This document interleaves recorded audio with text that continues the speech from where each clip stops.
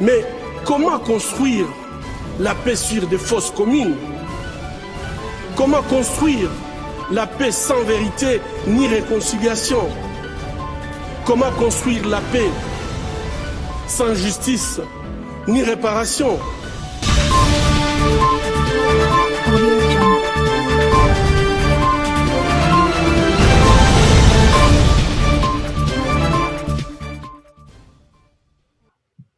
Chers amis auditeurs de Radio Rumuri, bonsoir.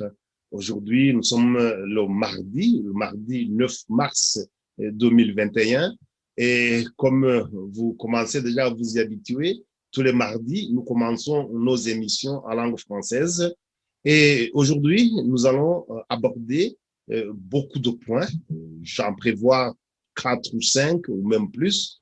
Des points qui ont surtout un rapport direct avec l'actualité politique, voire même l'actualité politico-diplomatique, mais surtout l'actualité en rapport avec les droits de l'homme.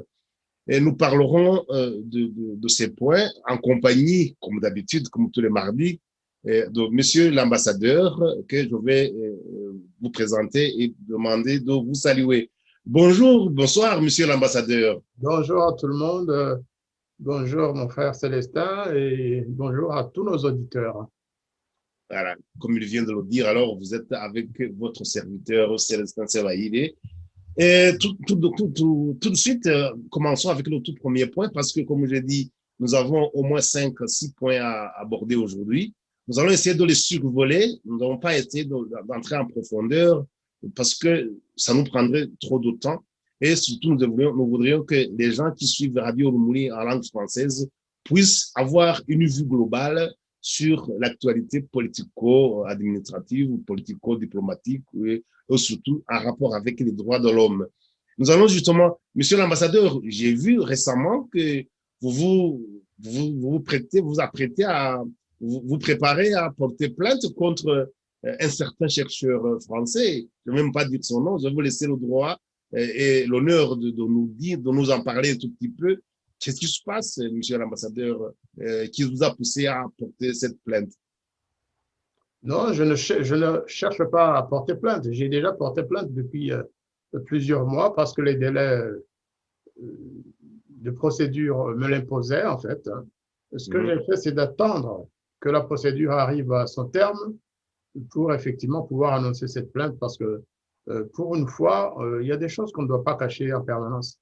Vous savez, nous sommes l'objet, nous, quand je dis nous, et moi en particulier, nous faisons l'objet en France et en Belgique et dans d'autres pays d'une sorte de terreur intellectuelle, de mensonge, de diffamation. On nous traite de tous les noms, on nous traite de génocidaires, alors même que certains n'étaient pas nés, ceux qui sont traités de génocidaires, alors que d'autres avaient 2 ans. On nous traite de négationnistes, alors que nous n'avons jamais rien nié, je veux dire négationnistes du génocide des Tutsis. On nous traite de tous les noms. Et moi, ce qui me concerne, je n'ai pu cette fois-ci tolérer qu'on me traite de trait d'union entre les génocidaires et les négationnistes de France. Et cela a été dit par un grand activiste associatif qui est le président d'une association connue en France pour traquer les génocidaires. Et donc, si on commence à m'associer aux génocidaires, dont par ailleurs, je ne garantis pas que tous ces gens accusés soient des génocidaires. La preuve, c'est l'abbé Wenceslas. L'abbé Wenceslas a passé des dizaines d'années à être traqué par ces mêmes associations, à être suivi, à être empêché de dire la messe le dimanche dans la paroisse où il officie. Pour finir, il a été déclaré innocent par les tribunaux de France. Donc, je dis que c'est une injustice. Je dis qu'en plus, ces personnalités françaises même si elles peuvent avoir des relations avec un autre pays parce qu'elles ont vécu là-bas, parce elles sont mariées ou à des Rwandaises ou pères d'enfants rwandais, je dis que ces gens ne peuvent pas connaître mieux notre pays que nous. Ça, c'est un fait. Et en ce qui me concerne, je dis que je n'ai jamais nié le génocide des Tutsis, je dis que je n'ai jamais minorisé ou minoré la gravité de ce génocide. Et je dis surtout que je ne suis pas le trait d'union. En fait, ils disent que je suis au cœur du réseau génocidaire et négationniste en France. Et cette parole est venue, selon le journal, le quotidien The New Times, ces paroles sont prêtées à Alain Gauthier. Alain Gauthier qui est le président du CPCR. C'est une organisation très puissante en France que je respecte beaucoup parce qu'elle fait un travail honorable. La traque des criminels et des génocidaires, c'est un travail que moi je salue. Mais de là à dévier et à penser que tous les réfugiés rwandais en France sont des génocidaires, que tous les ressortissants ou tout vivants en France sont des génocidaires, je pense qu'il faudrait vraiment que ces gens modèrent leurs analyses et approchent surtout les intéressés. J'étais prêt, en cas de besoin, si le journal The New Times m'avait approché, j'étais prêt à discuter. Si Alain Gauthier m'avait posé des questions, je lui aurais répondu. Il aurait su que ce qu'il a dit, ce que ce journal a écrit, n'a rien de vrai. Mais je ne fais pas cela pour moi-même. Hein.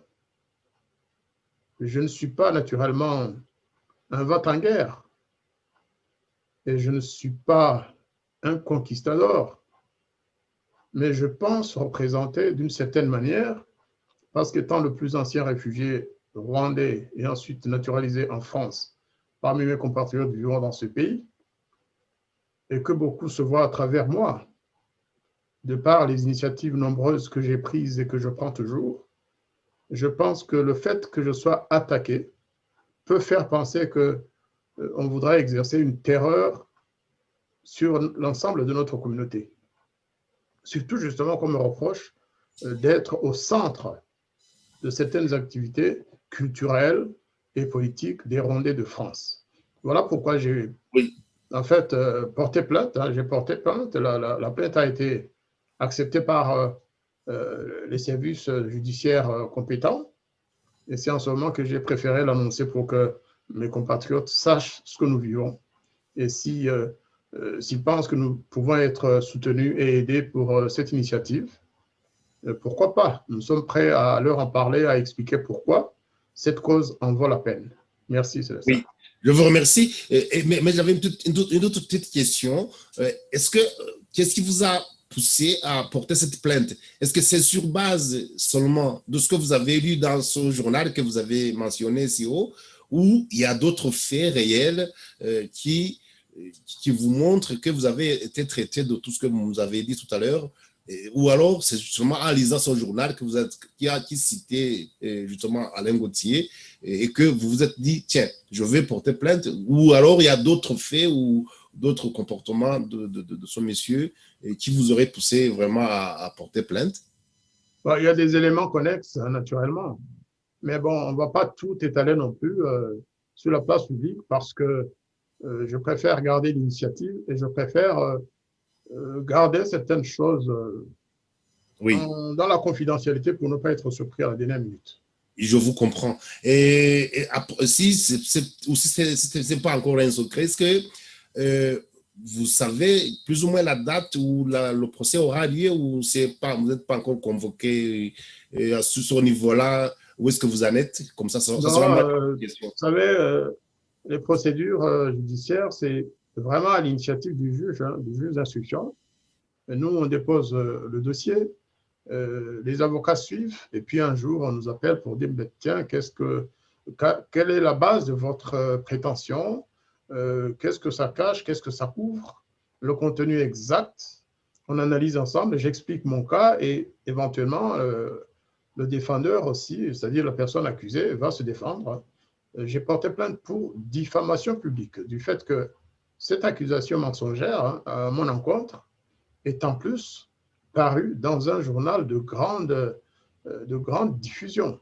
dans un bulletin quotidien, le The New Times, qui paraît au Rwanda, mais qui est lu dans tous les pays de la région, surtout dans les pays anglophones de cette région, l'Ouganda, le Kenya, la Tanzanie, bien sûr le Burundi aussi, parce qu'au Burundi, on lit l'anglais, la Zambie et au-delà, en Europe. The New Times est beaucoup lu dans les pays anglophones. C'est pourquoi je me suis dit, cette fois-ci, il y a des limites qui ont été franchies. En Hexagone, parfois, on sortait, les mêmes personnes sortaient des communiqués ou des communiqués de presse à la veille de nombreux colloques que nous avons organisés, colloques, conférences et autres, y compris le dernier colloque du 9 mars 2020, il y a un an exactement. Vous vous rappelez qu'il y a eu une sorte de levée de bouclier contre ce colloque en disant à l'avance, 2-3 semaines à l'avance, en disant que ce colloque était un colloque négationniste. Avant même qu'on ait commencé à préparer vraiment le sujet.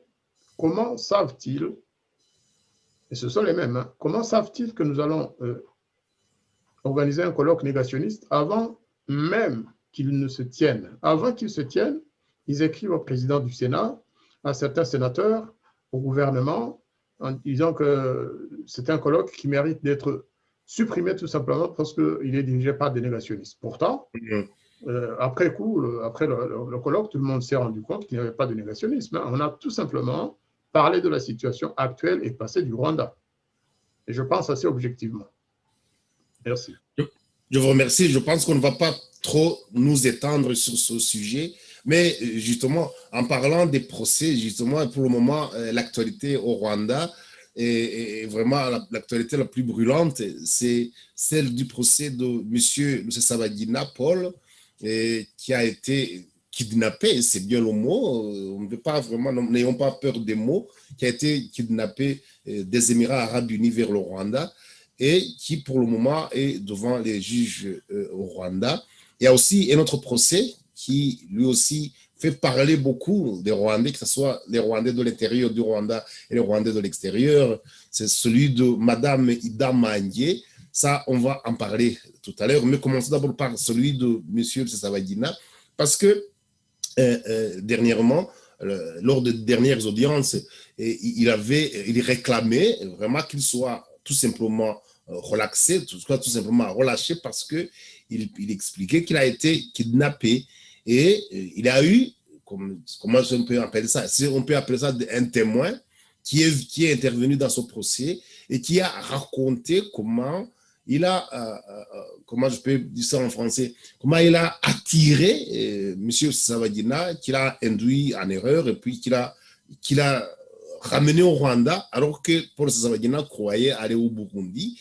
Et on a entendu pendant plus d'une heure 20 minutes ce monsieur qui dit qu'il est, entre autres, évêque, bishop en anglais, et qui vraiment n'a pas juré parce que justement il a été un peu récusé, puis le juge a décidé de l'écouter quand même pour avoir des informations sur la façon dont Rusesabagina a été amené des Émirats arabes unis jusqu'au Rwanda.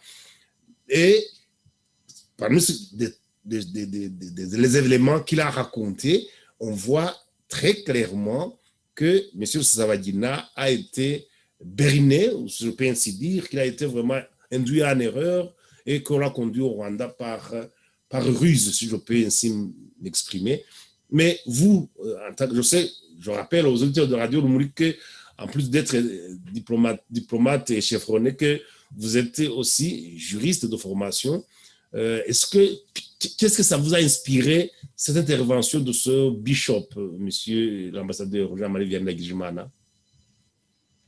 Je vais vous dire la vérité, j'ai suivi ce procès et je sentais en moi une sorte de nausée par rapport à ce qui se passait là, au traitement que subissait mon ami Paul Rusesabagina en direct devant le monde entier, devant ses ennemis. Comment un pasteur entre guillemets, pasteur, devenu archevêque pour la circonstance, je ne sais pas de quelle église, hein, comment il a menti du début à la fin. Je vais vous dire d'abord les points qui m'ont le plus marqué, ce qui a marqué cette déposition. Alors, je ne sais pas, ce n'est pas un témoin en fait.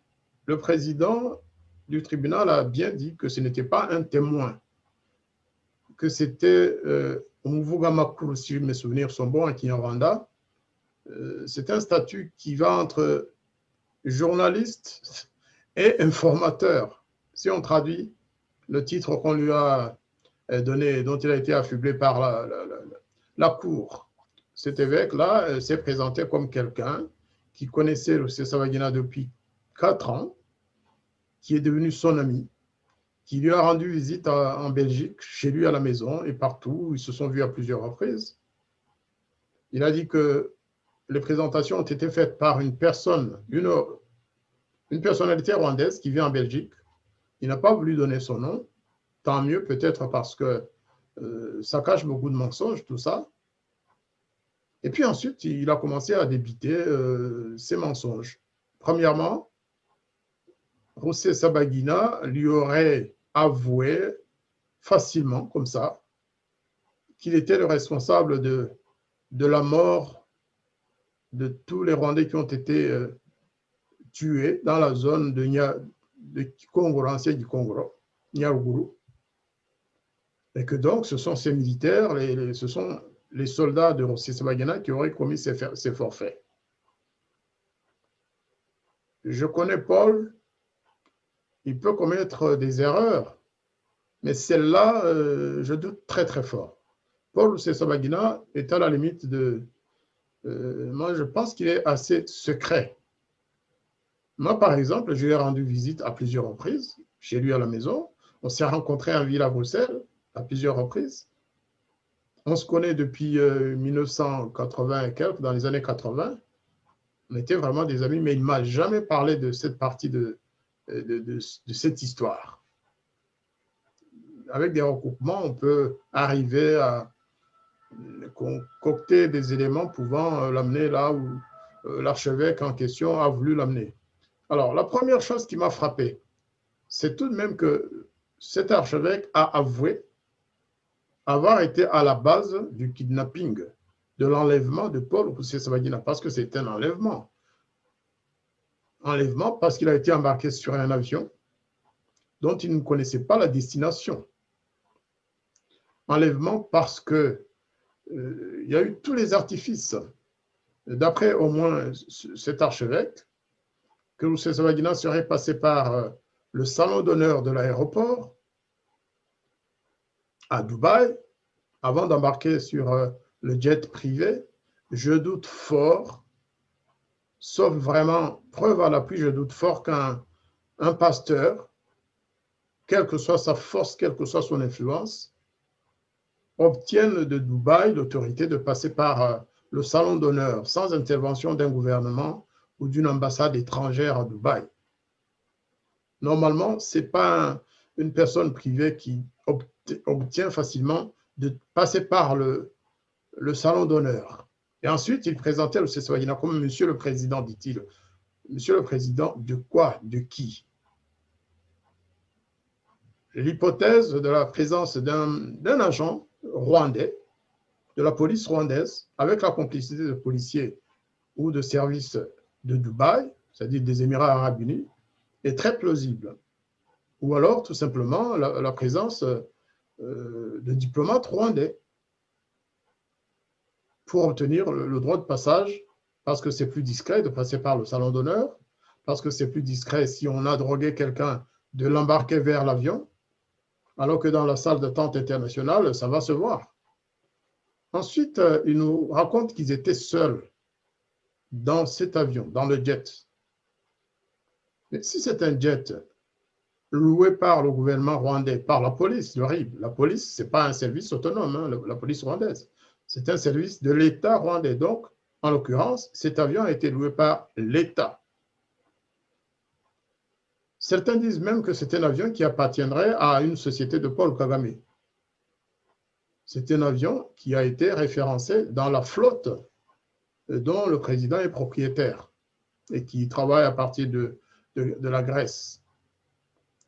Mon deuxième doute, c'est que Paul était seul avec cet archevêque dans l'avion. Il avoue ensuite que les hôtesses de l'air, en tout cas les membres de l'équipage, leur aient servi à boire, aussitôt installés dans l'avion, et que Paul Rusesabagina se serait endormi aussitôt, illico. Quelle est cette eau? Quelle est cette limonade qui endort quelqu'un aussitôt qu'il arrive dans un avion? Quel est ce? Moi, je ne pense pas que cela... C'est une hypothèse impossible. Paul revenait de son hôtel. Comment se fait-il qu'en arrivant dans l'avion, il s'endorme tout de suite? Justement, à son propos, le bishop en question a précisé, il a affirmé que M. Paul Rusesabagina n'avait pas eu le temps de dormir la veille et que c'est pourquoi, quand il est arrivé dans l'avion, il s'est endormi tout de suite. Oui, il est entré dans son organisme pour savoir qu'il était si fatigué qu'il s'endorme tout de suite. Non, non, il a dit qu'il s'est endormi après avoir bu un verre d'eau que lui a servi une hôtesse. Je pense d'ailleurs que l'équipage de cet avion n'est pas un équipage ordinaire. Un avion qui est commis à l'enlèvement d'une personnalité comme Paul Rusesabagina, c'est un équipage qui est dans le coup, qui doit être dans le coup, qui sait ce qu'il fait. C'est un équipage qui n'a pas le droit à l'erreur. Une autre hypothèse, c'est que dans l'avion, il se soit trouvé d'autres personnes. Que l'hypothèse de Paul qui boit un verre d'eau et qui s'endort ne correspond peut-être pas à la réalité. Peut-être qu'il a été violenté. Toujours est-il qu'en arrivant à Kigali, poursuit l'évêque, Paul se serait retrouvé sur le tarmac de l'aéroport. J'aimerais bien voir les images de Paul qui descend de l'avion à Kigali. Moi, j'ai tendance plutôt à penser il était endormi dans l'avion et qu'à l'arrivée à Kigali, eh bien, il a été immédiatement saisi par ses kidnappeurs et envoyé quelque part parce que d'après le témoignage de Paul Rusesabagina, en fait, il s'est retrouvé dans une pièce dont il ne connaissait pas, il ne savait pas où il se trouvait, il était couché par terre, les mains liées, les pieds liés, un masque sur la bouche, ou plutôt sa bouche était sans doute pour l'empêcher de parler, on lui avait mis des éléments pour l'empêcher de parler, il avait les yeux bandés, tout était bouclé sur Paul. Pendant 3 jours, il n'a pas bougé, il n'a pas mangé, il n'a pas bu. Après son arrivée à Kigali. Tout ça, ce sont des éléments qui portent à croire que le scénario raconté par ce pasteur est complètement faux. Complètement faux. Ensuite, tout de même, on se rappelle que quelques jours avant ce procès, le ministre de la Justice, M. Johnson Busingye, avait, lui, en tant que ministre et en tant que chef des services de police du Rwanda, il avait avoué que le gouvernement était à l'origine de ces kidnappings, que c'est eux qui avaient tout financé du début à la fin. Donc, en fait, même si le scénario qu'il raconte était vrai, ça ne change rien. C'est un enlèvement forcé. C'est une disparition forcée d'une personne pendant un certain laps de temps, quelques jours en l'occurrence, entre Dubaï et le jour où Paul s'est réveillé. Et donc, pour nous, la procédure est d'ores et déjà entachée de vices. Et un vice qui devrait empêcher le procès de se poursuivre. Mais nous sommes au Rwanda, la justice rwandaise ne prête pas beaucoup d'attention à la procédure. L'essentiel, c'est qu'il soit bâillonné, qu'il soit empêché de faire quoi que ce soit, et qu'il passe des années en prison ou qu'il meure. Parce que ce que les téléspectateurs ou nos auditeurs ne savent pas, certains, c'est que Paul a été empêché de prendre ses médicaments, alors qu'il est astreint, alors que son médecin lui demande de prendre des médicaments tous les jours.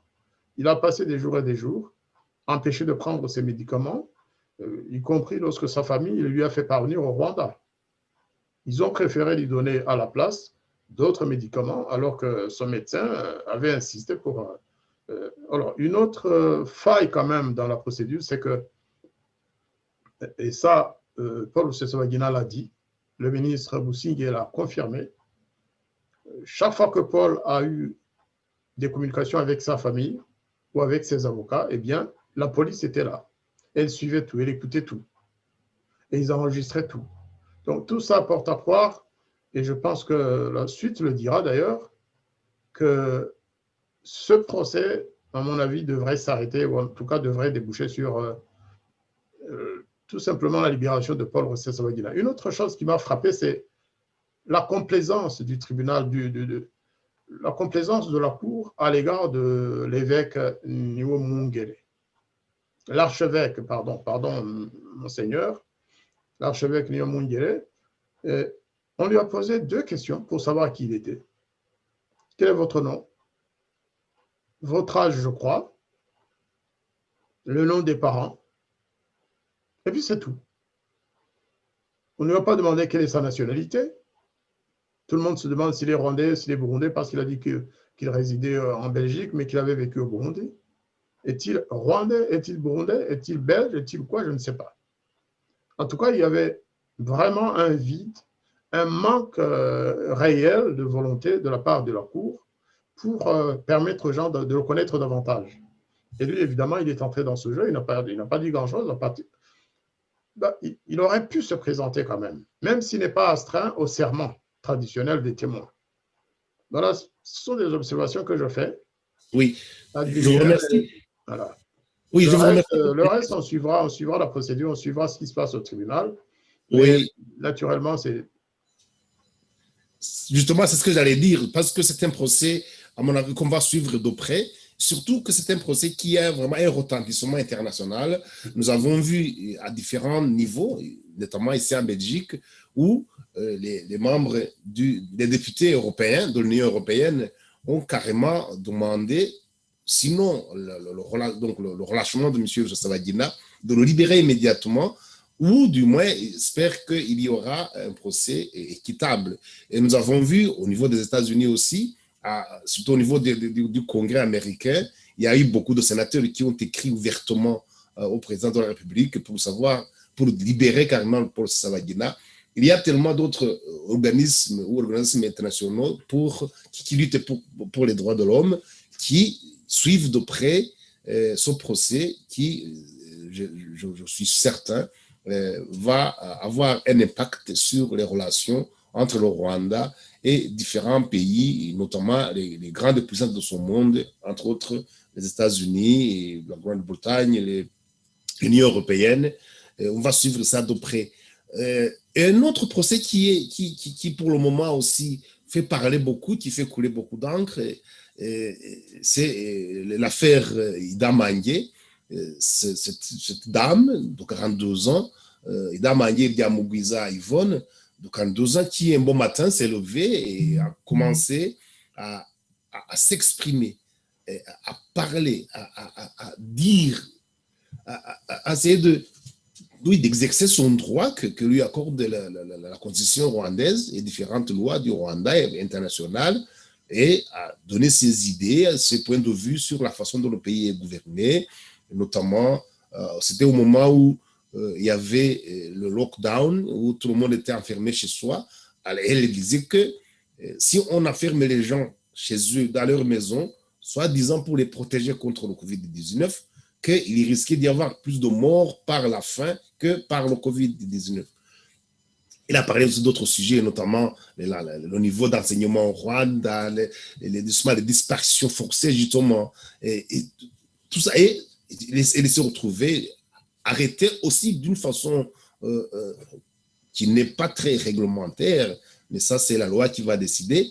Mais la façon dont il a été arrêté, c'est ça qui se trouve devant les juges maintenant. Mais je viens d'apprendre ici que tout à l'heure, il n'y a même pas une heure, parce que, faisons remarquer que la semaine passée, il était passé devant le juge pour voir s'il doit rester en prison pour suivre son procès. Elle demandait d'être carrément relâchée parce qu'elle n'avait aucune raison d'un côté, il avait été arrêté d'une façon qui ne suit pas qui ne conforme aux lois du Rwanda, et d'autre part, vous voyez, elle affirme qu'elle n'a rien fait qui nécessite l'arrestation ou alors d'être traînée devant les tribunaux. Et aujourd'hui, je viens d'apprendre que le tribunal devant lequel elle s'était présentée la semaine passée vient de décider qu'elle doit rester emprisonnée pendant 30 jours, le temps de boucler l'enquête et pouvoir la traduire devant la justice. Cette dame, monsieur l'ambassadeur, qu'est-ce qui vous a inspiré d'abord son arrestation, et puis en peu de mots, évidemment, parce que c'est aussi un autre procès qui est en cours, qu'on va suivre, dont on va suivre vraiment l'évolution. Mais cette dame qui s'est exprimée, donc, qu'est-ce qu'elle vous inspire, et surtout son arrestation, et notamment qui vient d'être confirmée par le tribunal, qu'elle doit rester au moins 30 jours en prison, le temps de suivre, de boucler son enquête. Que vous inspire tout ça, monsieur l'ambassadeur? Je vais d'abord parler de Madame Yvonne Ida Mangué, que je ne connaissais pas du tout. Je n'avais jamais entendu parler de cette courageuse femme. Jusqu'au jour où elle a commencé à sortir des vidéos sur YouTube. Et tout le monde est tombé de très haut. Hein. On ne pensait pas qu'une dame inconnue du grand public, inconnue dans le périmètre ou dans l'espace politique du Rwanda, fasse des analyses aussi pointues et aussi courageuses. Elle a disséqué la situation dans notre pays. Elle a tout dit en quelques vidéos. Elle a dit ce que nous disons depuis plus de 20 ans sur la situation dans notre pays. Elle a dénoncé les injustices, les discriminations. Elle a dénoncé les décisions prises à la hâte par le gouvernement, notamment à cette période de Covid. Parce que les populations en ont assez, je pense que les gens sont en train de mourir, disait-elle, sur les collines et dans la ville de Kigali, parce que les gens n'arrivent plus à manger. Tout simplement, ils sont enfermés chez eux. Ils n'ont pas de salaire pour la plupart. Et elle a prouvé que, au contraire des ministres et des autres autorités du pays qui sont payés gratuitement aujourd'hui alors qu'ils ne travaillent pas, les populations, elles, peinaient à manger une fois par jour. Et puis, elle a quand même sorti aussi, vous venez de le dire, des choses politiques. Elle est entrée dans le domaine, dans la sphère politique, en parlant du chef de l'État, en parlant de la disparition du président de la République, en parlant de beaucoup d'éléments. Donc, tout le monde dit qu'elle est sortie de nulle part. Mais non, elle est comme beaucoup de Rwandais. Elle est tenue au silence par les lois, par la terreur et par les excès de toutes sortes de la police rwandaise. Et puis un jour, elle en a eu assez, elle a dit « Je vais me sacrifier, je vais parler au nom de mon peuple ». C'est comme ça que les héros naissent. Les héros ne naissent pas nécessairement à leur naissance réelle. Un jour, le héros, il dit « Le moment est venu que les gens sachent ce que je pense et ce que je peux faire ». Et elle l'a fait. Nous, qui sommes à l'extérieur, nous avons même été surpris que quelqu'un qui se trouve au Rwanda puisse dire plus que nous n'avons jamais dit. C'est vraiment une femme très, très courageuse. Si on la met sur l'échelle des 10 heures de vérité, eh bien, elle sera certainement en tête. Ce qui a agacé plusieurs personnes, y compris d'ailleurs des gens qui ne devraient pas être gênés par son discours. Et ça, c'était notre chapitre. Ce que moi et les autres, mes camarades de lutte, ce que nous disons, c'est que nous la soutenons à 100%. Mais nous ne voulons pas la mettre en danger. Il faut que le gouvernement rwandais sache que Ida Mangué ne travaille pas avec l'opposition extérieure. Ce qu'elle a dit, ce qu'elle a fait, c'est ce qu'elle a pensé utile pour le peuple rwandais. S'agissant de la procédure, maintenant ils viennent de confirmer son maintien en prison. Hein. et les tortures qu'elle subit tous les jours d'ailleurs, parce qu'elle est toujours menottée, jour comme nuit, alors que ses enfants sont seuls à la maison. Elle a à plusieurs reprises allégué, plutôt invoqué justement la situation de ses enfants qui sont seuls, dont elle ne connaît pas la situation actuelle, mais personne ne l'écoute, personne ne l'entend. Tout ce que je peux faire, c'est vraiment de demander au gouvernement rwandais de faire attention, de ne pas pousser trop loin, parce qu'il y a beaucoup d'Ida-Mangué qui attendent en silence, mais qui un jour vont certainement se révéler et faire ce qu'elle a fait. J'écoutais l'autre jour M. Jean-Damascène Bizimana, le secrétaire exécutif du CNLG. Le CNLG, c'est le... rappelez-moi l'abréviation, Célestin.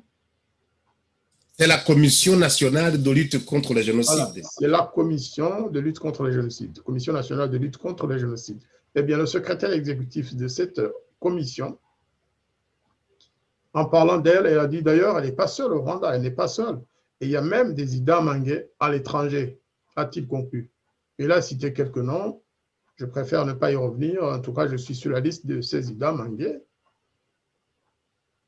Non, je ne mérite pas d'être... non, pas, on ne joue pas dans la même catégorie. Ida Mangivon, elle est dans la catégorie au-dessus. Tout ce que j'ai appris d'elle et que je lui ai emprunté, c'est parfois d'exhiber son arme, ses armes. Elle, son arme, c'est la Bible. Et ça a coïncidé au moment précisément où j'annonçais ma plainte contre le sieur Alain Gauthier. Et moi, j'ai annoncé que mon arme sera désormais la loi. Les codes et lois de France, les codes et lois du Rwanda et d'ailleurs. Et ça doit être notre arme, nous les défenseurs de la liberté. Nous devons traquer tous ces terroristes intellectuels, tous ceux qui veulent nous empêcher de parler dans des pays de liberté, tous ceux qui nous diffament, tous ceux qui veulent nous empêcher de parler, de nous exprimer dans les pays qui nous ont accueillis. Ce sera cette Bible, notre Bible, ce sont les lois de France, de Belgique, d'Allemagne, et nous devons dire désormais à tous ces menteurs, à tous ces persécuteurs, qui ne s'en sortiront pas. Bizimana peut nous traiter de tous les noms en étant à Kigali, parce qu'il sait que les lois rwandaises ne nous permettent pas d'agir contre lui. Mais ceux qui sont avec nous ici, ceux auxquels je m'adresse, les Français, les Belges, ceux qui traitent une catégorie de Rwandais de nazis, il ne faut pas que ça recommence. Nous devons les arrêter en passant par les lois de nos pays respectifs, de leur pays, qu'ils sachent que Paris, ce n'est pas Kigali, Bruxelles n'est pas Kigali, Berlin n'est pas Kigali, Washington n'est pas Kigali. Et j'invite vraiment tous les Rwandais, tous ceux qui ont des choses à dire, je les invite à ne plus avoir peur, de prendre leur code en main, de le lire, de lire les lois des pays dans lesquels nous sommes, et de trouver des arguments pour faire taire ces persécuteurs. En plus, dont on sait qu'ils travaillent pour le gouvernement de Paul Kagame. C'est un autre élément. On doit pouvoir le faire. On doit le faire. S'il faut mettre en place un mécanisme ou un dispositif qui nous permet de faire face aux charges et aux frais induits par les procédures, eh bien, nous devons le faire. Il n'y a pas une solution alternative, sinon ce régime va nous manger jusqu'au dernier. C'est ce que je tenais à dire par rapport à tous ces procès qui nous tombent dessus. Ça, c'était notre procès justement qu'on va suivre de près pour voir où il va conduire. Un autre sujet qui a marqué l'actualité au Rwanda, c'est ce qu'on a trouvé sur le compte Twitter, même de différents dirigeants, notamment du président de la République rwandaise, M. Paul Kagame, qui disait qu'il avait reçu à son bureau M. Charles Michel, qui est le président maintenant du Conseil européen, et le secrétaire général de l'Organisation internationale de la francophonie, Madame Louise Mushikiwabo. Et il a même reçu un député un député, tout à l'heure on parlait des parlementaires européens, il a aussi reçu une parlementaire du nom de Chrysoula Zakharopoulou. Et on nous a dit officiellement que cette visite tournait autour justement du système COVAX, qui est un mécanisme qu'on a mis en place pour pouvoir permettre aux pays africains d'accéder aux vaccins contre le Covid-19. Et Paul Kagame disait que, oui, lors de ces rencontres, qu'ils ont parlé justement de ce sujet. Il était content d'être parmi les pays qui ont bénéficié des premiers vaccins. Mais il y a certains qui se sont posés quand même quelques questions, qui se disaient, mais la coïncidence entre la visite de la secrétaire générale de l'OIF, Organisation internationale de la francophonie, ainsi que la venue au Rwanda de M. Charles Michel avec cette parlementaire européenne, il y a certains qui ont pensé plutôt que c'était pour aller demander au président lui-même, de lui demander de ce qui se dit ces derniers temps. Rien que sur ces deux, trois derniers mois, on a constaté beaucoup d'événements qui posent beaucoup de questions, notamment ce qu'on appelle le Universal Periodic Review, UPR, qui, vers le 25 janvier de cette année, a pointé du doigt certains points qui ne coïncident pas vraiment à ce qu'on attendait du Rwanda, notamment en ce qui concerne le respect des droits de l'homme et le respect de la libre expression de ses idées, la presse, les différentes disparitions forcées. Tout ça, ça a été relevé par ce UPR de cette année-ci. Tout à l'heure, j'allais toucher un mot, on disait que le Parlement européen c'était le 11 février cette année-ci, qui parlait justement de l'enlèvement ou lors du kidnapping de M. Rusesabagina, et qui demandait carrément qu'on examine de près la façon dont cette arrestation s'est déroulée. Et pas plus loin, vers le 18 décembre 2020, dans l'année passée, nous avons vu que beaucoup de membres de congressmen, qu'on appelle ça aux États-Unis, donc c'est-à-dire les parlementaires ou les sénateurs américains, ont écrit une lettre officielle carrément au président Paul Kagame en lui demandant carrément qu'il relâche carrément M. Paul Rusesabagina. Il y a récemment aussi, il y a eu, ça on ne veut pas l'oublier, le décès de l'ambassadeur d'Italie en RDC, donc en République démocratique du Congo, qu'on a vite fait d'accuser le FDLR. Je dis bien, on a vite fait d'accuser le FDLR, que c'est eux qui étaient responsables de cet assassinat, mais les enquêtes sont toujours en cours, donc on ne sait pas qui a assassiné cet ambassadeur d'Italie en RDC. Donc, tous ces points qui ne sont pas quand même négligeables, il y en a qui pensent que c'est surtout pour ça que ces trois personnalités se sont rendues au Rwanda, et on dit officiellement que c'était pour parler du COVAX, mais que c'était principalement pour évoquer ces points. Et il y en a d'autres que je n'ai pas cités. Cela, je les ai cités à titre d'exemple. J'aurais aussi pu dire des différents rapports de Human Rights Watch, et d'autres organismes internationaux qui luttent pour les droits de l'homme. Ça, on va en parler dans le point suivant. Mais il y a tellement de points que les gens pensent plutôt que c'est ces points-là qui ont été abordés lors de cette entrevue entre M. Charles Michel, Louise Mushikiwabo et cette députée européenne, ainsi que le président, et avec le président Paul Kagame.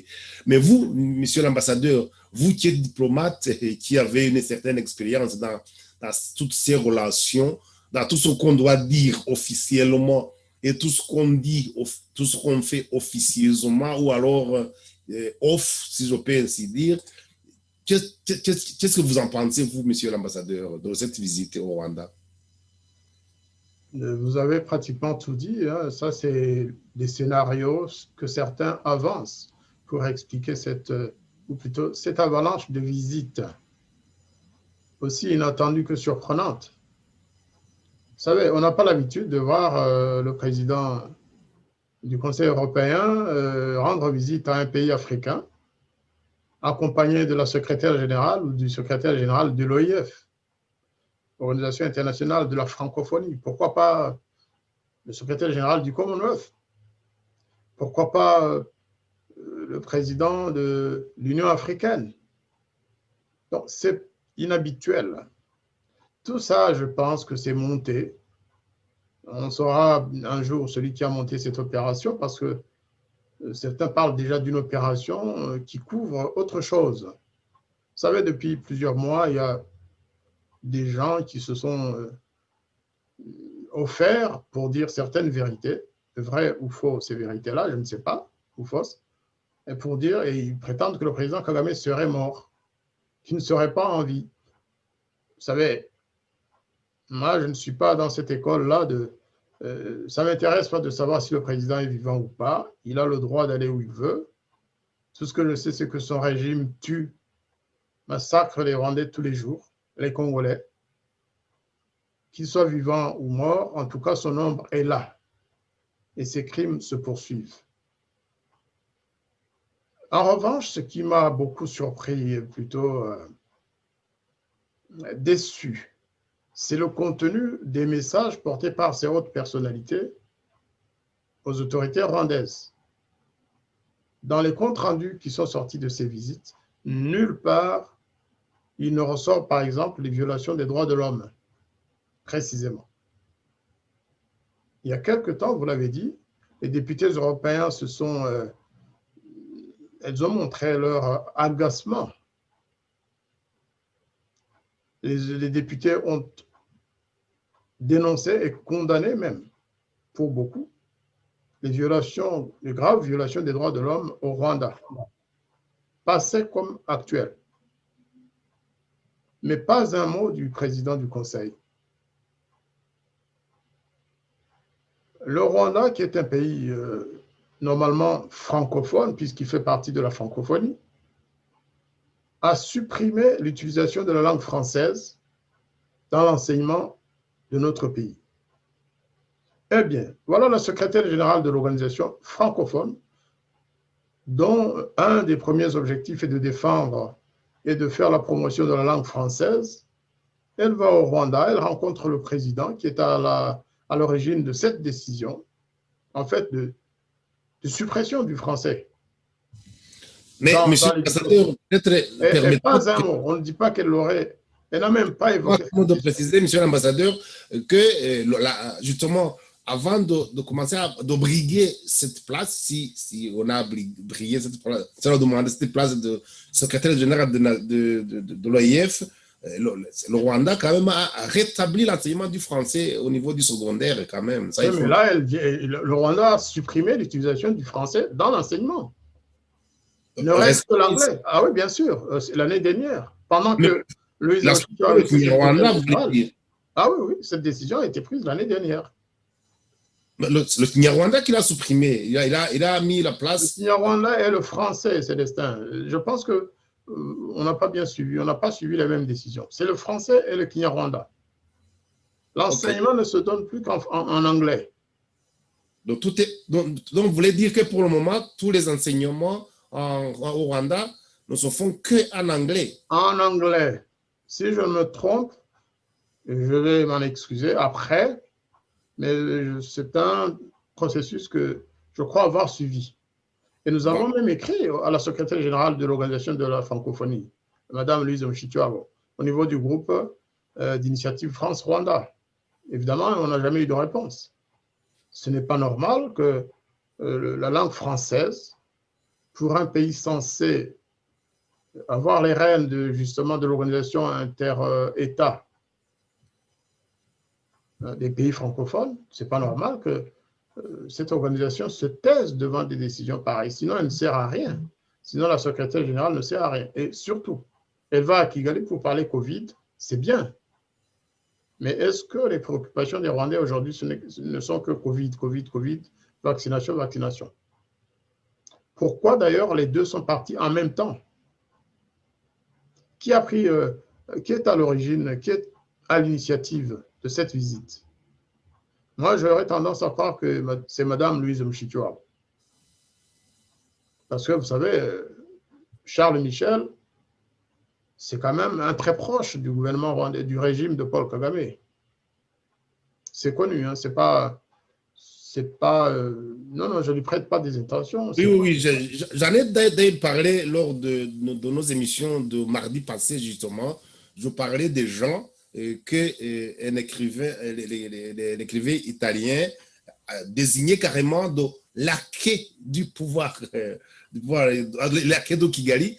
Tandis que d'autres gens pensent que ce sont les parrains ou sont les défenseurs. Mais cet auteur, M. Carrero, je crois, si je me rappelle bien de son nom, il disait que ce sont plutôt comme ces employés, je ne veux pas aller jusque-là, des esclaves, parce qu'ils sont payés pour. Il avait précisé vraiment. Moi, je n'irai pas jusque-là parce que. On n'ira pas jusque-là. Mais lui, il avait utilisé le mot laquais. Moi, je n'irai pas jusque-là. Oui. On parlait en fait de M. Carrero, c'est un Espagnol, hein, c'est un ancien candidat au prix Nobel de la paix. Donc, ce n'est pas n'importe qui. Carrero, c'est quelqu'un que je connais très bien. Oui. Il l'a dit. S'il l'a dit, c'est qu'il le pense. C'est un homme très, très courageux qui a toujours, de toute façon, soutenu la voie de la démocratie et de la liberté dans le monde entier. Ce n'est pas pour Rwanda, hein, c'est aussi en Amérique latine avec son ami, l'autre candidat argentin au prix Nobel de la paix et beaucoup d'autres. Ils ont aussi un réseau d'aspirants prix Nobel de la paix et qui suivent l'actualité de nos pays. Ouais, en tout cas, en ce qui concerne ce qu'il disait dans cet article, vraiment, on voit que c'est quelqu'un qui a des informations et puis qui ne se laisse pas entraîner par la doxa de Kigali. Oh, rassurez-vous. Le temps de réfléchir. D'abord, il a l'âge qu'il faut pour ne plus se laisser impressionner. Et c'est un homme très, très, très courageux. C'est un diseur de vérité, M. Carrero. Celui qui vous parle de M. Carrero l'a rencontré des dizaines de fois, donc je le connais très très bien, jusque chez lui à la maison. Donc, c'est pas quelqu'un qui peut être accepté d'être un suiveur. C'est un leader d'opinion, ce monsieur-là. Non, justement, je renverrai vraiment aux gens de suivre, les auteurs de Radio Rumuri, de suivre l'émission que j'ai fait la semaine passée sur cet article-là. Mais ici, on parlait justement du clan Michel, parce qu'il parlait des clans. Les clans Clinton, les clans Tony Blair et les clans Michel ici en Belgique. Et il les explique bien. Et les gens qui ne font que suivre peuvent vraiment ouvrir de grands yeux quand ils voient ce que ce monsieur Carrero parle, de quoi il parle. Mais si justement nous étions en train de parler de cette visite, ne nous écartons pas du sujet, même si c'est un rapport. Mais... Moi, j'ai préféré parler de monsieur Carrero plutôt que de monsieur Michel. Mais je sais aussi que Michel, la famille Michel, c'est une famille très proche de la famille Kagame. C'est connu du monde entier. Les Rwandais le savent, les Congolais, surtout les Congolais le savent. Et je pense que ce que le président actuel, Charles Michel, devrait faire, c'est de nous écouter. Parce que nous nous sommes déjà adressés à lui. Nous avons écrit des lettres dans certaines de nos associations.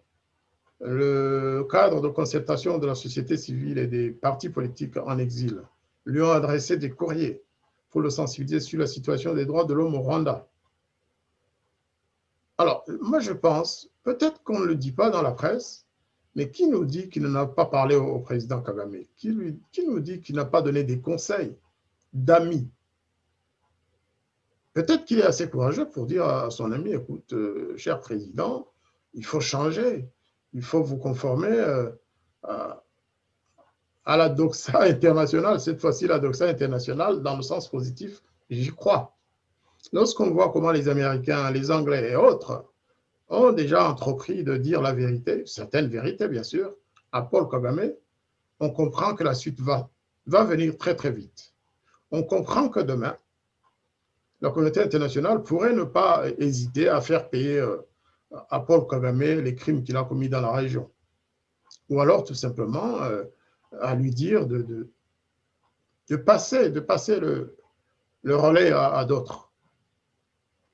Je pense que cette étape-là est peut-être proche d'ailleurs. Je vais même vous faire rire peut-être, parce qu'on a besoin parfois de se rire. Il y en a qui disent que le président du Conseil européen était allé avec Louise Mushikiwabo pour la recommander comme future présidente du Rwanda. Les Rwandais, ils ont de ces idées, ils l'ont écrit sur Internet, on le dit partout. Ben, écoutez, je ne sais pas si ce serait un mieux pour notre pays. Bah, justement, j'en ai entendu parler, mais c'est que des rumeurs. Et surtout, pensons qu'à un certain moment, le président Kagame lui-même a souhaité, il a dit ça, je l'ai entendu de mes propres oreilles, qu'il souhaiterait que ce soit une femme qui le remplace. Ou alors, à un certain moment au Rwanda, ce soit une femme qui soit à tête du pays. Il l'a dit de façon allusive, comme ça, mais il y a fait allusion. Est-ce que c'est dans cet ordre-là, dans cet ordre d'idées qu'ils sont allés à Kigali? Ça, nous n'en savons rien. Les femmes, il y en a plusieurs. Hein. Certains parlent de Jeannette, son épouse, ou d'Ange, sa fille. Hein. Donc, il n'y a, pas que Louise Mushikiwabo. Peut-être que le président Kagame pensait plutôt à son cercle familial. Hein. On ne sait jamais. Oui. Mais justement, il faut quand même voir quelqu'un qui a une envergure de Madame Louise Mushikiwabo. Par contre, l'air de rien, cette dame, même si on n'aime pas le lièvre, il faut dire quand même reconnaître qu'il sait courir. Il a quand même occupé quelques postes, c'est rien de rien. Il a été ministre des Affaires étrangères. Le poste qu'il occupe pour le moment, c'est un poste d'envergure, on va dire, internationale, de façon qu'il serait beaucoup mieux que, par exemple, sa fille Ange Kagame. Ça va de soi. Justement, si c'était le dossier qu'ils allaient aborder avec Paul Kagame, peut-être que Louis Michel, c'est la même chose, c'est le père, que Charles Michel lui dit, bon, tu sais quoi, partout qu'on te fait, s'il faut que vous cédiez le pouvoir, on pense que madame ferait bien l'affaire. Et il serait beaucoup plus facile à présenter au niveau international. Mais ça, ce sont des conjectures, nous n'en savons rien du tout, je le répète. Je crois que c'est une plaisanterie de la part de certains de nos compatriotes. Hein. Et nous, on ne sait pas ce scénario qu'on attend. Le scénario qu'on attend, c'est que le président Kagame quitte le pouvoir avec toute son équipe et que restent ceux qui sont prêts à travailler avec les autres Rwandais. C'est-à-dire ce que les Rwandais appellent Agatsiko. Agatsiko, c'est la clique qui dirige notre pays aujourd'hui. Il est vraiment temps qu'elle quitte le pouvoir et que la démocratie règne sur les mille collines. C'est ça le souhait des Rwandais. Ce n'est pas que Louise Mushikiwabo vienne remplacer. Parce que vous savez, elle a beau avoir occupé des postes, mais c'est la même dame aussi qui se réjouissait de la mort de Kizito Mihigo. C'est la même dame qui disait qu'un chien, que Karegeya avait vécu comme un chien, qui devait mourir comme un chien. Vous savez, ça laisse des traces. On n'a pas besoin d'un Kagame en robe ou en jupe.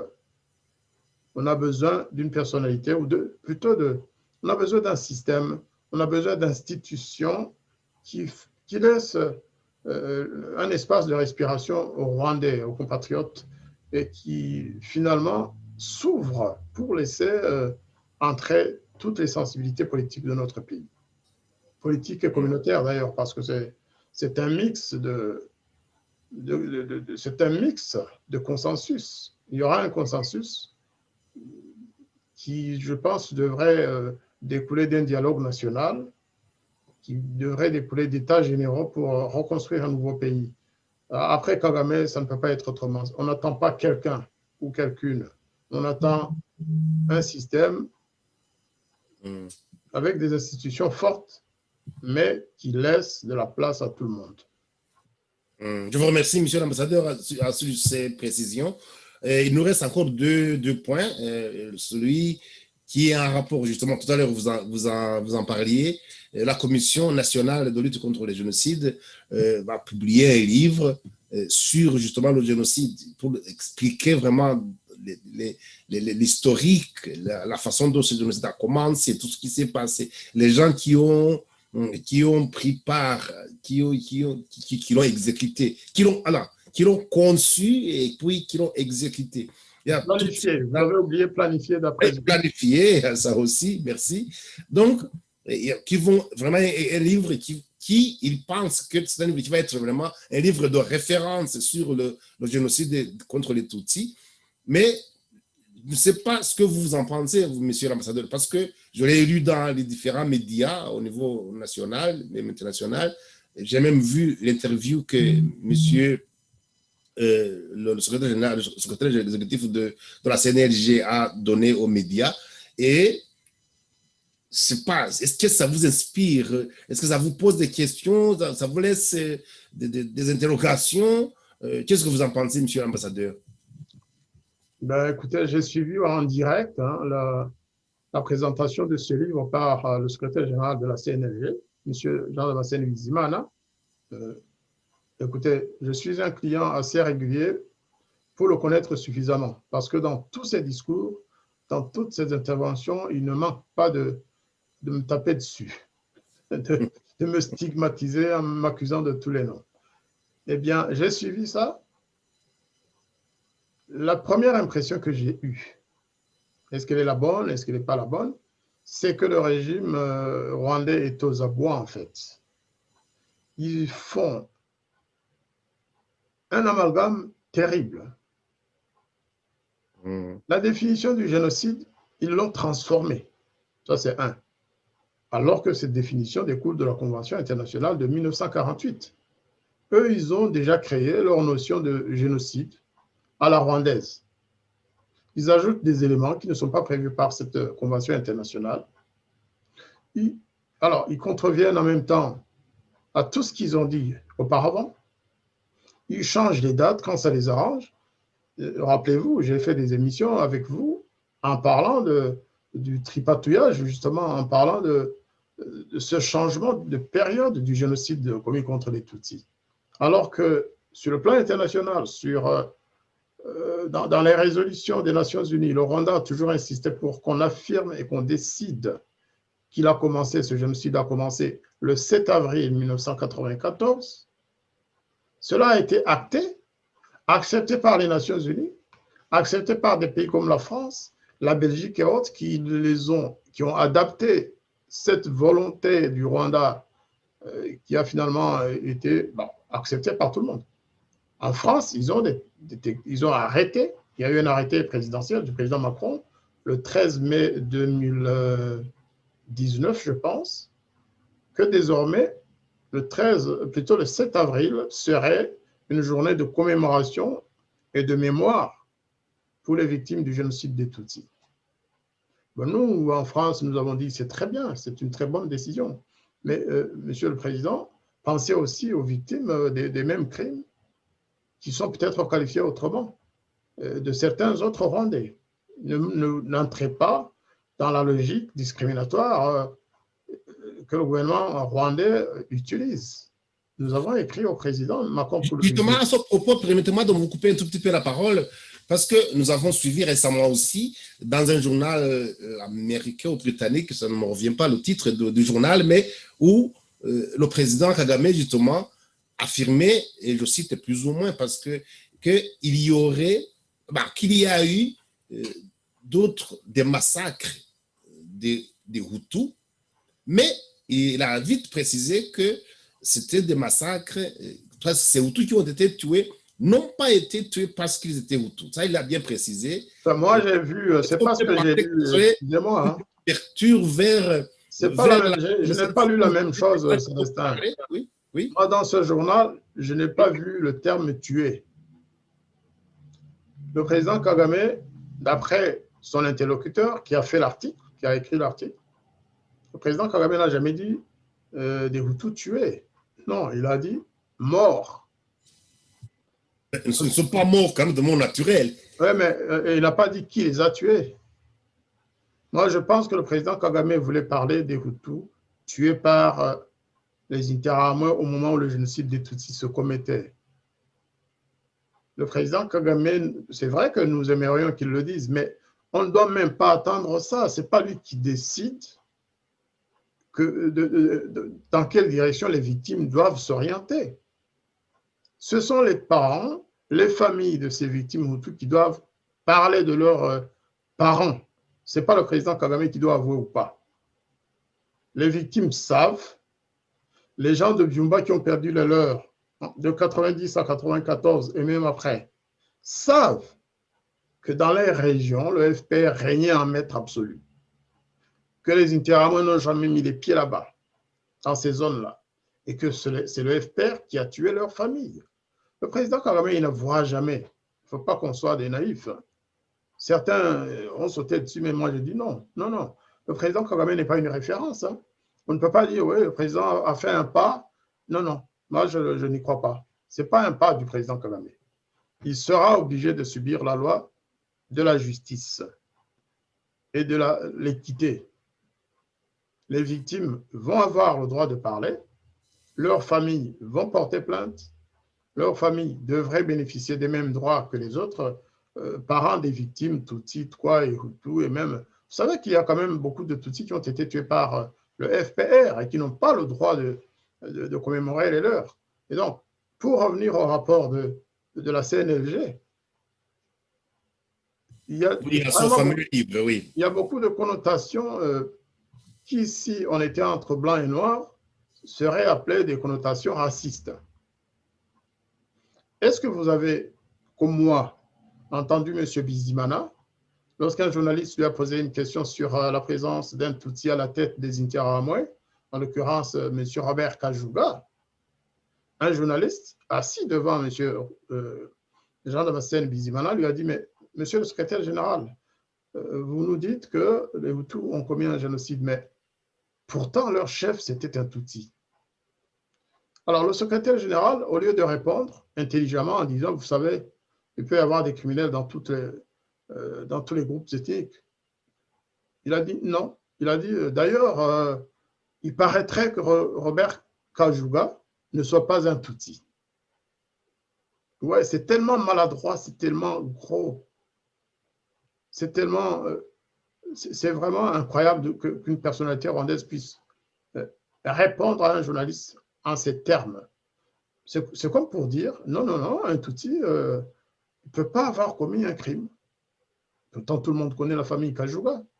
Robert n'a jamais, alors qu'à l'époque, c'était la majorité Hutu, comme on disait, qui gouvernait le pays, Robert Kajouga aurait eu intérêt à se faire passer pour un Hutu. Il ne l'a jamais fait. Sa famille, il avait des frères, Rousse et les autres. Ils n'ont jamais prétendu être des Hutus. Ils ont toujours été Tutsis.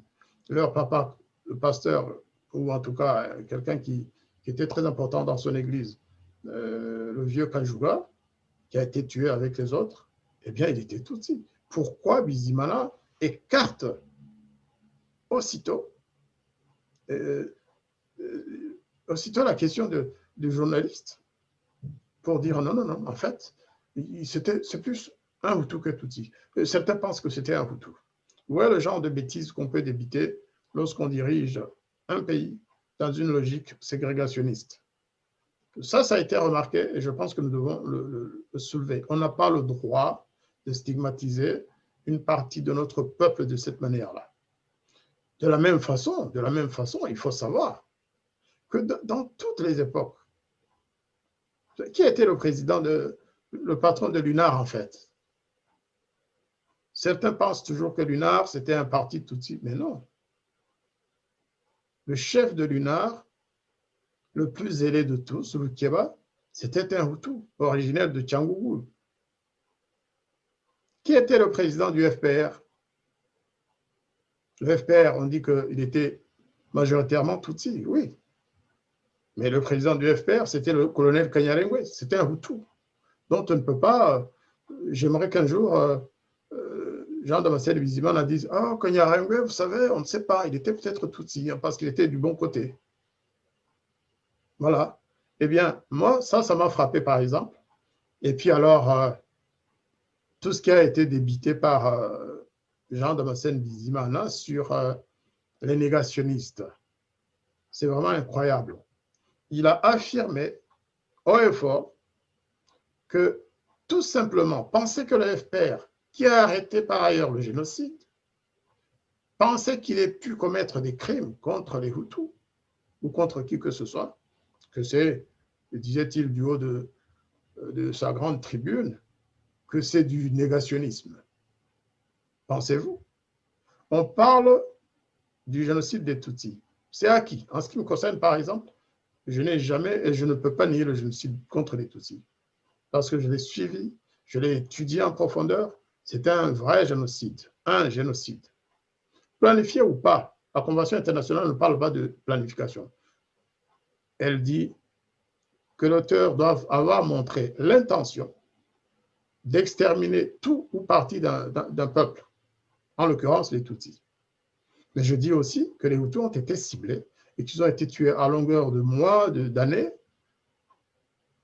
avec l'intention d'en finir, ou en tout cas d'en réduire le nombre. Ce n'est pas moi qui l'ai dit, il y a beaucoup d'anciens officiers du FPR qui étaient à la tâche, qui racontent tout ce qui s'est passé. Il y a notamment l'ancien major Fourouma, qui a écrit un mémorandum que beaucoup n'ont pas lu malheureusement, mais un mémorandum qui rappelle même la base théorique de leur action. Le président Kagame avait mis en place un mécanisme pour réduire le nombre des Hutus. C'est écrit noir sur blanc dans le rapport, dans le mémorandum rédigé par le major Fourouma après son départ du Rwanda. Donc, il y a tellement de témoignages que Bizimana veuille que tout le monde soit négationniste, ça ne doit pas trop nous impressionner. En revanche, nous devons dire non. Et puis, moi, ce que je peux reprocher quand même à nos compatriotes, notamment qui sont en exil ou qui sont dans les organisations de défense des droits de l'homme, c'est de ne pas lire les documents que sort la CNLG. Les 3 dernières années, la CNLG a sorti des rapports partiels, en parlant par exemple, en disant que dans la préfecture de Gitarama, il s'est passé un génocide, et voilà comment il s'est déroulé. Mais quand vous le lisez, vous tombez c'est incroyable ce qu'ils disent. Moi, j'ai lu avec beaucoup d'attention, par exemple, le rapport qui a été fait sur la préfecture de Tchangougou, où d'ailleurs, dans un chapitre, alors que je n'étais même pas au Rwanda, mon nom est venu, en disant que j'étais influent chez moi, qu'en plus, aujourd'hui, je suis le grand négationniste, que ceci, cela. Mais attendez, qu'est-ce que ça a à voir avec le génocide de 1994? Moi, j'étais en France. Tout simplement parce que j'ai mis en lumière les massacres que le FPR a commis contre les populations Hutus et contre beaucoup de Tutsis qui ne demandaient qu'à vivre. C'est ça le négationnisme aujourd'hui, mais ça va finir bientôt, je pense. Ça va finir. J'encourage vraiment mes compatriotes Hutus, Tutsis à se coaliser pour que la vérité sorte. C'est la vérité sur la disparition des nôtres, tous, qui va nous sauver, qui va nous réconcilier. Autrement, on va continuer à se bagarrer sur fond de sang des nôtres. Oui. Et on ne s'en sortira pas. Le président Kagame ne peut pas nous imposer en permanence son rythme. Il ne peut pas nous mettre contre le mur pour que nous disions chaque fois, je ne suis pas négationniste, je ne suis pas génocidaire. Non. Nous devrions nous-mêmes faire notre mapping report sur les crimes commis par le FPR contre les populations rwandaises. Toutes. Contre les Hutus, contre les Toits et contre les Tutsis. Et là, il va peut-être sentir que la vérité n'est pas de son côté. Je vous remercie. Et je vous remercie, monsieur l'ambassadeur. Et vous avez même souligné un point très important en disant que les Rwandais ne s'intéressent pas, ne lisent pas. Et ça, c'est très malheureux, c'est très regrettable, vraiment de ne pas lire, de ne pas s'informer, de ne pas savoir ce qui s'écrit, ce qui se dit à propos de ce qui se passe chez nous. Vraiment, c'est un point vraiment à surligner en rouge pour appeler les Rwandais et à essayer de suivre de près ce qui se passe au Rwanda, surtout ceux qui sont à l'extérieur. Parce qu'on a l'impression comme quoi ceux qui sont ceux qui ont eu la chance d'échapper à cette tuerie et qui sont arrivés à l'extérieur, qui sont tranquilles, qui ne manquent plus de rien, ils travaillent, ils sont bien, ils sont peinards dans leur maison, ils boivent leur vin et qu'il n'y a plus de problème, quoi. Ça, vraiment, c'est très regrettable. D'ailleurs, tout à l'heure, vous parliez des autres rapports qui sont sortis. Je dois aussi préciser que ce livre qui va sortir aussi va mettre l'accent sur les théories qui ont eu lieu, notamment à Butare, surtout dans les hôpitaux qui étaient à Butare, notamment l'hôpital universitaire de Butare et autres, en mettant en exergue le rôle, soi-disant, ou vrai, ou en tout cas, c'est ce que affirme le livre, le rôle des médecins, des infirmiers et des différents membres d'équipe et des soignants, quoi. Ça, vraiment, il faut vraiment suivre ça de près et essayer de voir. Vraiment, je vous inviterai d'ailleurs vraiment, lorsqu'on aura lu ce livre, de pouvoir y revenir et y faire d'autres émissions pour bien éclairer les gens, pour que les gens puissent comprendre ce qui se dit, ce qui se fait chez nous. Et si vous le permettez, j'aimerais quand même qu'on aborde le tout dernier sujet. Je pense qu'on ne va pas trop traîner là-dessus parce que je vois que le temps est parti. Cette partie de nos émissions aujourd'hui est presque finie. C'est un sujet qui a un rapport justement, on doit toujours y revenir, en rapport avec les droits de l'homme. On a vu récemment que Human Rights Watch et d'ailleurs 37 autres organisations qui luttent pour les droits de l'homme justement ont ouvertement demandé une enquête indépendante sur la mort de Kizito Mihigo. Et on a récemment, donc, à partir du 16 février, même, nous, on a commencé d'ailleurs un peu avant au niveau de Radio Rumuri, au mois de février, nous avons passé 10 jours où nous avons commémoré le 1 an passé après la mort du feu Kizito Mihigo, et nous avons abordé beaucoup de sujets. Ça, on ne va pas y revenir aujourd'hui. Mais quand on voit que le Human Rights Watch, il revient encore 1 an après, ça doit évoquer quelque chose pour vous, monsieur l'ambassadeur. Qu'est-ce que vous en pensez? Quel est le poids que vous donnez à cette demande de ces organisations qui luttent pour les droits de l'homme de revenir encore sur la mort de Kizito, alors que je pense que les autorités rwandaises croyaient qu'il est mort, enterré, que c'est fini, qu'on n'en parlera plus. Qu'est-ce que cela vous inspire? Qu'est-ce que vous en pensez, monsieur l'ambassadeur? Ce que ça m'inspire, c'est que nous devons rester optimistes et positifs. C'est-à-dire que notre jeune frère Kizito Mihigo a été tué dans des conditions qui restent mystérieuses, mais dont nous connaissons les auteurs en fait. Dès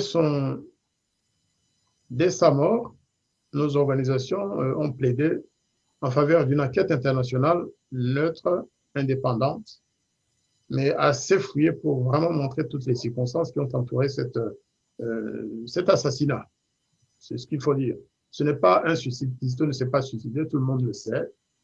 Et le seul journaliste qui a osé dire qu'il avait vu la tête de Kizito avec des blessures qui font penser à des violences, eh bien, il est en prison depuis plusieurs mois, depuis l'année dernière. Ensuite, on a dit ouais, il a été arrêté parce qu'il a violé les mesures de sécurité anti-Covid. Mensonge. Ce jeune journaliste, très courageux, à qui je rends hommage, et dont je demande, avec mes collègues, nous demandons souvent sa libération, eh bien, tout simplement, il a mis le doigt où ça faisait mal. Eh bien, je vais parler maintenant pour mon organisation, la Fondation Ibukabo Selengerabose, Mémoire et Justice pour tous. Nous avons déjà sorti plusieurs documents, dont le dernier était une pétition que nous avons diffusée au mois d'août 2020, et justement adressée à Human Rights Watch, à Amnesty International, au CLIR de Joseph Matata, à l'Observatoire des droits de l'homme au Rwanda, adressée à la CAT, qui est aussi l'une des signataires de la dernière pétition. Hein. Eh bien, je pense que ces gens nous ont écoutés. Nous leur avons adressé cette pétition, nous leur avons envoyé des documents. Et d'ailleurs, il faut savoir que le Human Rights Watch et les autres avaient demandé la même enquête dès le lendemain de l'assassinat de Kizito Mihigo. Mais il y a eu un relâchement 6 mois après, jour pour jour. Nous nous sommes dit, Kizito va être oublié de toutes parts. Le Rwanda fête la victoire. Ils ont fait taire quelqu'un qui rassemble la plupart qui rassemble les Rwandais, on peut dire. Que ce soit les Rwandais de l'intérieur du pays ou les Rwandais de l'extérieur. 6 mois après, donc en août, nous avons soumis à signature cette pétition. Elle n'a pas débouché sur le nombre de signatures que nous attendions. Vous savez, avec la terreur qui s'exerce que le gouvernement rwandais exerce sur les Rwandais de l'extérieur surtout, où à la fin du processus de pétition, on sort la liste des signataires, eh bien, beaucoup de gens ne signent plus les pétitions. Ils ne savent pas que c'est important. Là aussi, j'insiste, quand il y a une pétition comme celle-là, il faut la signer. Parce que ça fait bouger les lignes auprès de certaines organisations. Le résultat, je ne dis pas que c'est Bukabose qui a poussé Human Rights à sortir cette lettre avec une liste de 37 organisations. Je n'ai jamais vu ça souvent. Et vraiment, ça montre encore une fois que beaucoup de monde, beaucoup de gens, beaucoup d'organisations internationales commencent à savoir qu'au Rwanda, il se passe et il s'est passé des choses. Rappelez-vous, l'année dernière, les Américains, la représentation américaine aux Nations Unies, celle britannique, je pense aussi australienne et certains autres, ils ont dit, écoutez, c'est bien, nous soutenons la commémoration du génocide des Tutsis chaque année, mais n'oublions pas qu'il y a eu aussi beaucoup de victimes Hutus. C'est écrit noir sur blanc par les mêmes Américains qui ont tout soutenu et aidé le FPR à prendre le pouvoir. Mais aujourd'hui, les choses se sachent. Les choses sont connues de tous. C'est pourquoi le président Kagame, lorsqu'il donnait l'interview à CNN, je pense, il s'est attaqué aux Américains. Et ensuite, il a menacé, comme d'habitude, il a dit, vous savez, tous ceux-là qui nous accusent, on a fait des choses ensemble pratiquement, c'est ce qu'il veut dire. Ou ils ont fait des choses pires que les nôtres. C'est pas ça, c'est pas ce que nous lui demandons. Nous lui demandons d'arrêter de tuer les Rwandais et d'accepter que la vérité soit connue, d'accepter que les archives françaises, belges, rwandaises, ougandaises et autres soient ouvertes pour permettre à toutes les victimes de ce régime et des régimes qui l'ont précédé de pouvoir démêler les choses.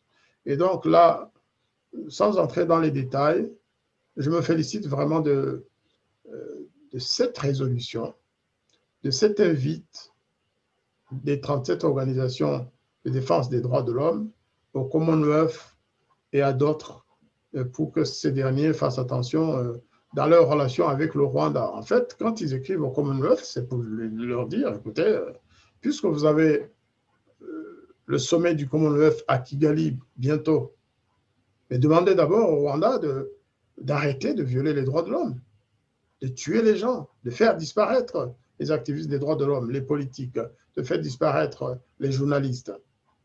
Et ça, c'est vraiment encourageant. La balle se trouve dans le camp des Rwandais de toute façon. Nous avons commencé par l'affaire Ida Mange, une femme qui a cassé toutes les barrières. Elle s'est révélée, elle est au sommet aujourd'hui. Et je pense, vraiment, j'ose espérer que le gouvernement rwandais ne va pas lui réserver le sort qu'il a réservé à Kizito Mihigo.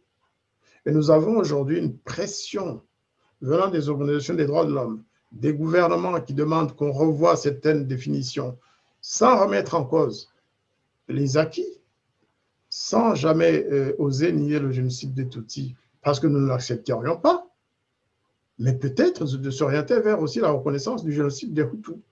C'est tout ce que nous demandons. On ne touche pas au génocide des Tutsis, il a eu lieu. Mais nous disons, nous, qu'il y a eu des crimes commis par le FPR contre les populations Hutus. Et je suis à l'aise pour le dire. Et éventuellement, on examine un jour la qualification de ces crimes-là. C'est tout ce qu'on demande et c'est tout ce que le rapport Mapping demande. Le rapport Mapping est allé plus loin, il a montré du doigt en disant, vous savez quoi, en fait, c'est un génocide. Hein? Il suffit de créer un tribunal et la conclusion, ce sera un génocide. C'est ce que nous demandons. Et quand nous demandons cela, nous n'avons aucune intention de remettre en question la qualification de l'assassinat de nos parents Tutsis. C'est aussi simple que ça. Nous nous adressons à tous les extrémistes, tous ceux qui ont tué nos parents, eh bien, ils nous trouveront sur leur chemin, qu'ils soient Tutsis, qu'ils soient Hutus. Nous dirons la vérité. La vérité doit être reconnue. Le sang des nôtres doit servir de sel à la réconciliation nationale. C'est ce que nous affirmons et nous continuerons de le dire. Merci beaucoup, Célestin Sewahil, de nous avoir une fois encore invités à cette émission que vous dirigez de main de maître, je l'avoue. Je vous remercie. Et aujourd'hui, excusez-moi. Je vous remercie. Aujourd'hui, nous avons abordé beaucoup de sujets. Et évidemment, nous l'avons fait exprès, si je peux ainsi m'exprimer, parce qu'il y a tellement de sujets qui concernent le Rwanda ces derniers temps qu'on n'a pas pu vraiment en cibler un seul. Mais je pense que, notamment, celui du livre sur le génocide, c'est vraiment ça, un livre, surtout que nous allons entrer dans la période de commémoration justement du génocide contre les Tutsis, qui commence le 7 avril cette année, comme toutes les années d'ailleurs. Et je pense que c'est un sujet qui va revenir sur la table des émissions ici, la table de discussion, notamment dans cette émission en langue française. Mais nous avions vraiment voulu couvrir beaucoup de points pour que les gens qui nous suivent en langue française puissent vraiment avoir une idée sur ce qui se passe chez nous au Rwanda.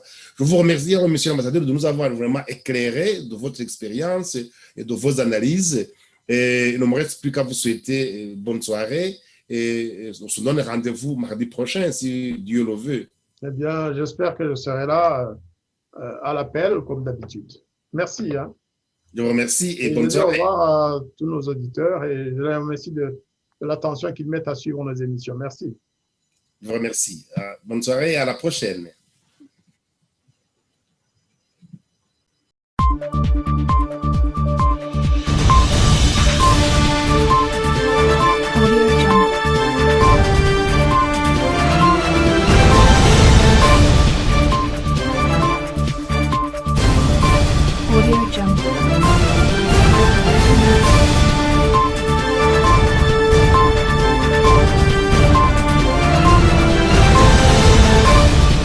Mais comment construire la paix sur des fausses communes?